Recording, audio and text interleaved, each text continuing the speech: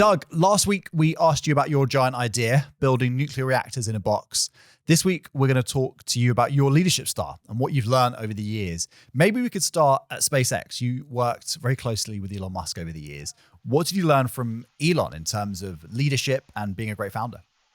I learned that your job as a leader really is to have a vision and to press for that vision to happen, and actually to push past what sounds reasonable to others. So actually the job is a little bit to be unreasonable. And the point is, right, you will discover where is reasonable. If you go a little bit beyond it and then you walk back, you're not limited by your inertia, by the past, by the decades of the past, and you're instead going, well, I'm gonna go to this place that's ridiculous. And this is, I think, how really every great thing happens, is you've got somebody being a little bit unreasonable. And it just sounds unreasonable. But then you can walk it back and you can go, I want a rocket with legs. And Elon did that, and we went, and a year later we had that rocket with legs hopping around out in the middle of Texas. And it was kind of a skeleton crew staffing it because it wasn't the main event. There wasn't a customer for that thing.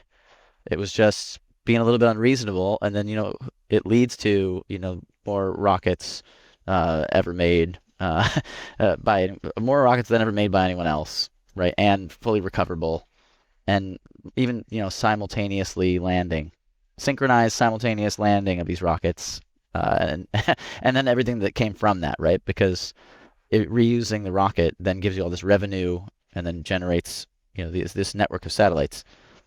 But yeah, it's the main thing I think that is interesting to share is like you need to be a little bit unreasonable. If you're too unreasonable, people go, no, I can't do that. And so there's a weird balance to strike where you got to use that to kind of get them out of the box that they're in and go, expand the mind and go, wow, that is a problem I can actually solve. Got it. And how have you managed to translate that yourself into Radiant? And how have you got the balance right on being unreasonable enough, but still retaining credibility with your team? It's a day by day thing. I think sometimes I do it right and sometimes I do it wrong. But I do recall this, and I think, I didn't know. If you asked me this same question 5 years ago, I would not have been able to tell you what have I learned. But this is one thing that I really noticed is important to do. Because if I listen to the team and they go, here's what we can do, and I just stick with that, well, we're not really making the future. I have to be a little bit stubborn, a little bit outsider, a little bit further visionary, and a little bit unreasonable. And that'll press us. Is there anything from your time at SpaceX that you choose not to bring with you? Anything from Elon's style that you've left behind? I don't know. This is a very hard one to answer because everyone is a different person, and at a different a different place in their career. I think Elon started SpaceX at a place where he's where I'll be like now or around now maybe. So I think it's a little different to try to compare those things. But certainly there's more of a harshness, more of a Elon's person like anyone else, and SpaceX is a company, and each piece of it had a sort of different culture. And there were teams that have had cultures that were a bit overly aggressive, a bit less inclusive. So we try to avoid those things, of course. Your culture is, I think, as self-described, one of kind of radical ownership and transparency. How would you describe the culture at Radiant? Yeah, no, absolutely. I mean, those are the right terms to be using, and those things are a crossover from SpaceX, but I think that they're more just how I feel, right? Like when I joined SpaceX, I didn't feel like, oh, I need to learn this culture. I went like, oh, I'm home. Like, great. Everybody's super serious, and you feel like you're, special forces, like you're an elite squad, and your goal is to go and be the best at everything, to know the most about the things that you need to know about, and to go and get things done that will matter to the world, that will bring prosperity to the biggest number of people. Doug, I want to double down on something you just mentioned before there about being a bit of an outsider as a CEO and the benefits that can have. Obviously, with what your experience was at SpaceX, that was quite an unusual example, right? Where Elon's running multiple companies. Do you think that is actually part of the secret sauce there is having even more distance than usual because he's coming between different companies? Is there something in that is? It might be. Yeah, I really like that point. I think you might be onto something with that. Because then, yeah, if you're context switching, you got an idea from how you've been thinking in this other organization or something you've just seen, and you're pivoting and going, well, I've got this. I'm hearing these things from people that they're used to working on this problem together, but you might have some totally different angle just from the context switching, where you're then like bringing some knowledge and wisdom from this other company to the other one that you're running.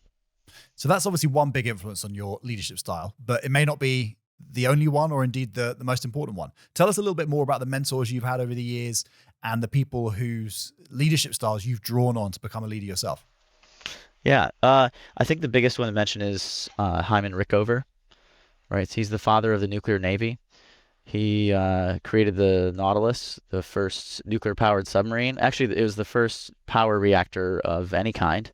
Reactors before that were only made to make weapons materials. And he's not a very well-known figure, I'd say, globally, but he's unbelievable. I think he's also the longest-serving naval officer, or even longest-serving officer, period, in the United States. I think served into his 80s. And he gave a couple of speeches, and those speeches are a huge point of inspiration for me, because when you read them, you just hear the passion of a person who will not stop, who's brilliant, who wants to do great things for the world. And he tells you things like, knowledge is not that great end of life. Action is, right? If you know something, if you learn something, that's you're drawing in information, and you're not giving back.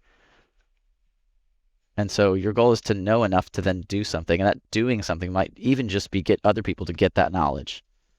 But there are these couple little speeches by Rickover, which are a huge inspiration for me. Fantastic. And maybe if we just step back and reflect on your life generally, Doug, and if you had to picture your life in 3 photographs, we'd love to reflect with you on what those 3 photographs would be, what the snapshots would say about you as a person and the wisdom you've accumulated along the way so far. Yeah, I think you've got to, if you're doing a whole life in 3 snapshots, I'd want to reserve the last one for what's happening next. But the first one has to be childhood and like your story of origin. And I'm like just a kid from kind of out in the middle of nowhere, Ohio, and just always loved life and been passionate. I never had a group of friends were my only. I would talk to everybody and know everybody, and I was always organizing. I formed bands, taught myself how to play guitar, had played saxophone, like singing too, and music. And so everywhere I've gone, like in my high school and college and even later, I've always been an organizer. To go like, all right, we're playing in my garage. Like, let's do this. Like every week we'll go out and we'll play shows. We'll do cover songs. So it's that kind of early organizer. I was a dungeon master, I think, when I was 12 years old for Dungeons and Dragons, which wasn't too popular in the 90s, but I was like the only one who knew anything about it. And so it would draw all these people to me, and I was always just making something out of nothing. And yeah, so that's maybe the childhood picture.